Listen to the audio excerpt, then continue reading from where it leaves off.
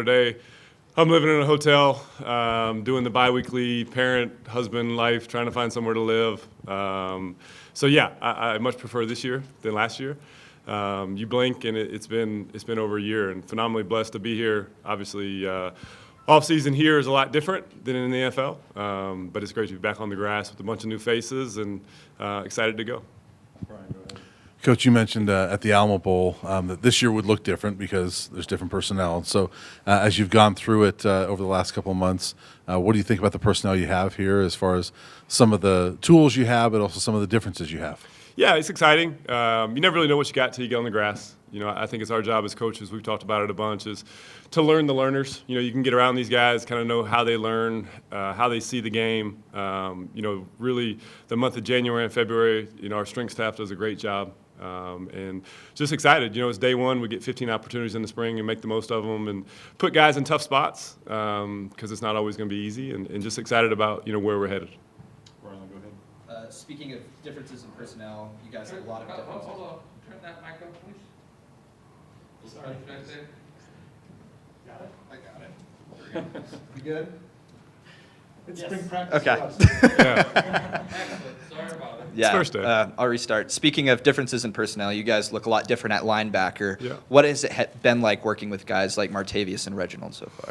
Yeah, we haven't done much. Obviously just the way that the college cycle goes. You get good reports from the weight room. Excited about those guys. They had a chance to visit. In that first portal window, and it's great to talk, and people can talk about it. I see a lot better than I hear, so I'm excited to see the practices and see what they can do, make the calls, communicate. Obviously that position, you're the quarterback of the defense. So somebody told me a long time ago, you don't really learn football in the classroom, you learn it on the field. It's like basketball that way. So they get a lot of reps, the way we practice today.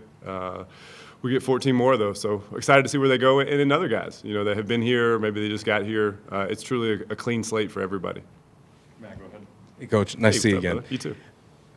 I think I heard you mention in a well-off video when speaking to the team the other day that you went back and kind of did your year-in review process.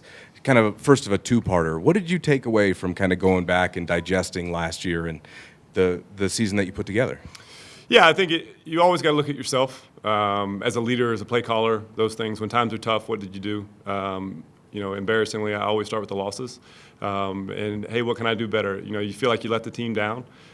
So you want to look at it and situationally, hey, dude, it's 2nd and 7. You keep calling 5-man pressures. Like, you're allowed to play a zone here, or vice versa. Hey, you got to bring the heat. And just have those hard conversations with yourself. That's really what the month of January and February was for me. We're very blessed. The recruiting staff does a great job. The coaches travel and they do all that stuff. And I get to sit here and try to come with the best version of us. And that starts with the best version of me as a play caller.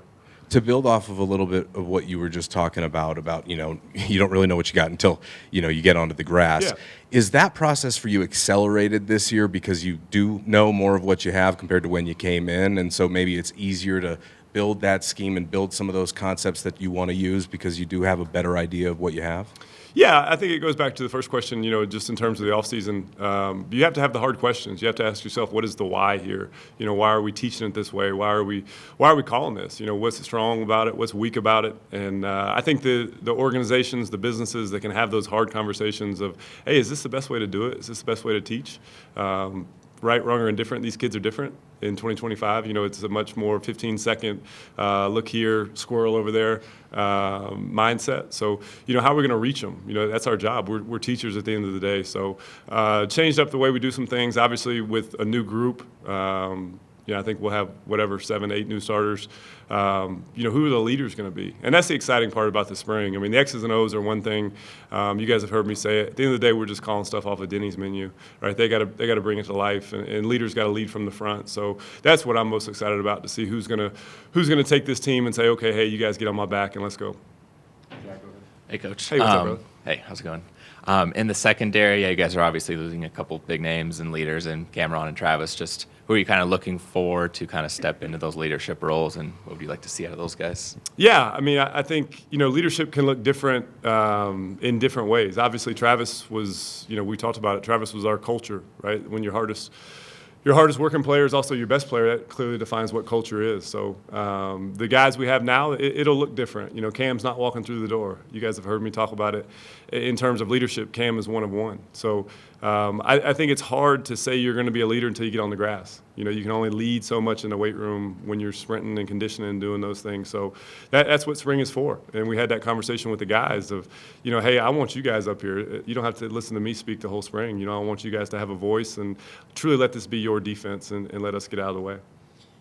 Scott, go ahead. Hey, Coach, how you doing? What's up, man? It was reported this offseason that you became the highest paid assistant in Colorado history. Congratulations on that. I'm just curious how it feels to know that you were valued, that you were rewarded, by a school or program that you're only been at for a year or so.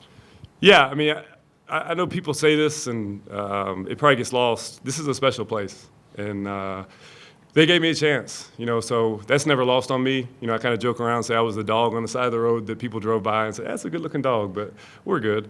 And they brought me in, and they changed my life. They changed my family's life, so it's my job to not let them down. So it goes back to the first question, hey, it's year 2, but hey, dude, you can't blow this. You got to do a great job, so that's what I'm excited for. Jake, go ahead. Hey, Coach. Hey, what's up, buddy? Jake Schwantz from DMVR. Just, you mentioned you're looking for new leaders for this team, and I was just curious, who are the returning guys that you're looking at to really step up and, come into that leadership role this season for you? I have to say everyone because this is on the internet, so it must be true. It's got to be out there. There's some guys that have done it, that have maybe transferred in, looking for a variety of different roles or et cetera. I mean, I think that's what the portal's about, right, is kind of betting on yourself, if you will. Guys that are coming back, we got Arden Walker. Arden and I have had this conversation, so I can have it publicly. This place means a lot to him. Obviously, he's a generational player here. So if he could step up and truly take that leadership role, that would be really cool. And, some transfers and all that stuff. But it's may the best man win. It can, again, it looks, it smells, it's a variety of different ways. Leadership's a funny thing that way. So couldn't tell you who it's going to be, but I'm excited to find out. Go ahead, Scott. Hey, Coach, another one for you. You mentioned, obviously, Cam a little bit earlier. Yeah. I talked to Cam recently, and he mentioned that Tawfiq Byard, the USF transfer, he sees a lot of his game, Tawfiq's game in himself. I'm curious, just from what you've seen from Tawfiq on film and the little bit of time you spent around him, do you see maybe some similarities in terms of play style, Yeah. some leadership capabilities? Genetics are always a good thing. So with Tawfiq's brother being who he is, if we can get some of that, that would be great. He played a similar role at USF. They were a little bit different defensively. They played some more shell, and they did some things like that maybe we can get to. We'll see how the spring goes. But it's hard for me to put that crown of Cam on somebody else. Again, I told you I see better than I hear. So, yes, that was part of the process. But Cam's a special dude to me, so I got to see that. Lincoln, go ahead. Hey, Coach, I wanted to follow up with Scott's first question. In the offseason start before that contract extension, there was a lot of talk about maybe, NFL teams wanting you or another college. Why stick with Boulder? Why not? Where do you live? Louisville. Okay, so you drove here today, the mountains, all that stuff. This is a special place, and I know it's that time of year that it's what you're supposed to say, and this will get tweeted out and all that stuff. But I believe it, and I'm very loyal. They gave me a chance, and I want to see that through. I'm very appreciative, very grateful of obviously Rick George and Prime, and Alec has been a rock star in this process. So it was going to take something really special to move my family again. We talked about it. So yeah, I'm thrilled to be here. It's a phenomenal blessing, and just excited for the future. John, go ahead. Coach, the staff and the program earned a lot of street cred for being receptive to having a two-way player. Yeah. And if it works, why change it? Could you see yourself doing that again if you have a dynamic player sharing with the offense, something like that? Yeah, so what he's alluding to is actually Travis got another year, so Travis is coming back. We're excited. $40 million. Yeah. I don't like talking about money, but I gave him a little bit. All right, we could have left that out. I have 4 kids. They like nice things. So no, it's Travis is one of one. Obviously what he did, he's a unicorn. I probably should have copyrighted that. I think that's getting a little bit of play now. So, it would be great. The way that we do it here is obviously you got to master one side of the ball before you can do the other. Isaiah Harge is the guy that played both ways for us last year. Obviously, Rock and probably not a sexy way when you play offensive and defensive line. You have no idea who's in there. So yes, if you can do that, then that's great. But let's work on one side and then we'll go forward. Anything else for Coach? Go ahead, Matt. Will you just talk about your secondary a little bit, and how big it was to get Preston Hodge back for you this year? Yeah, shout out Diego Pavia. Forever grateful to you, dude. Never met you, but if I make it to Nashville, first drink's on me.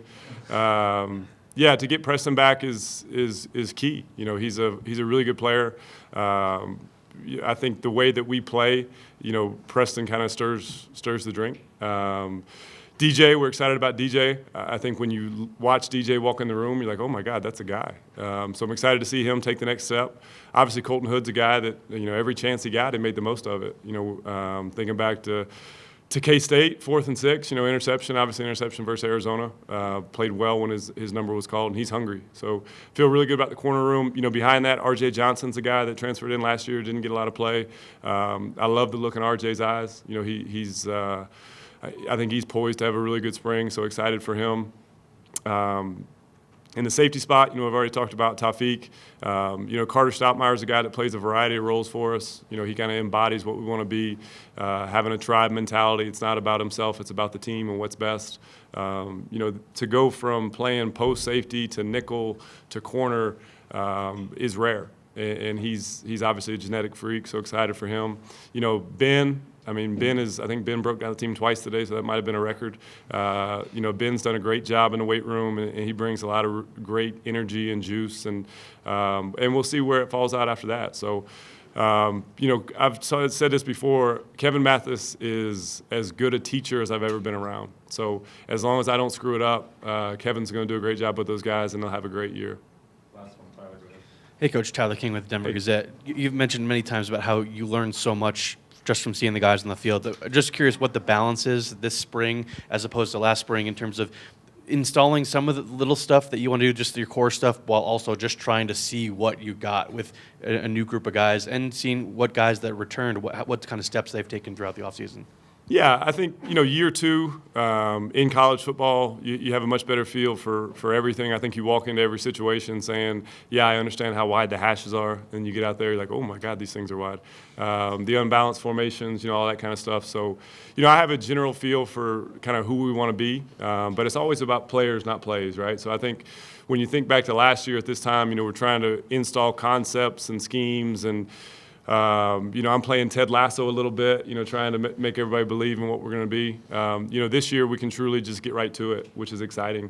Will we morph some? Yeah, we will, because, again, we won't have those guys. So it's our job to get the guys, the four best players we can do to put them in position to be successful. And to me, if you look at, you know, the Patriots for all those years, and as great as they were on offense and Brady and that stuff, I mean, they would be different defensively every week. So if we can take that mindset this spring to be situational masters, you know, not beat ourselves. You know, I think when you go back and look at the games we lost last year, you know, Paul Gunther told me a long time ago, right, more games are lost than are won.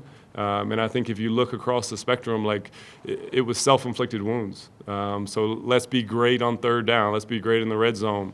Will that look different? Yeah, it probably will. But let's do the best version of ourselves and kind of see where the chips fall.